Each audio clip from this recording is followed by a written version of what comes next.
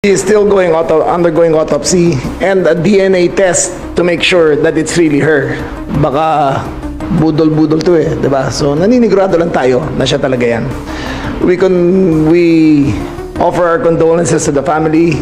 This loss must be very great to them, and at the time of death, it's nothing to make fun of.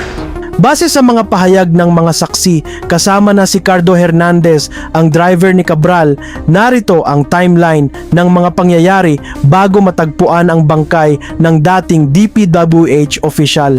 Pasado alas 3 ng hapon kahapon, si Cabral ay bumibiyahe mula Baguio patungong La Union. Iniwan niya ang kanyang driver sa isang bahagi ng Cannon Road. Ito ang huling pagkakataon na siya ay nakita.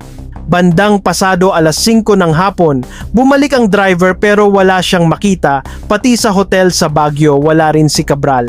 Pasado alas 7 ng gabi naman, inireport ng driver sa lokal na autoridad ang pagkawala ni Cabral, kaya nagsimula ang search operation. Bandang alas 8 naman ng gabi, natagpuan si Cabral sa paanan ng bangin malapit sa Bued River, tinatayang 20 hanggang 30 metro ang lalim, unconscious at may malubhang pinsala. Bandang alas 12 ng hating gabi, idineklarang patay na si Cabral ng municipal doctor sa Tuba at dinala sa funeral home. Dito Saan? Po. Saan? Yung... Lapitan mo. Ito po. Dito po siya nauupo. Diyan siya umupo? Diyan? Nauupo siya dyan. Tapos tatayo. Kaya lang parang dumidikit siya ron na baka sabi ko baka mahulog.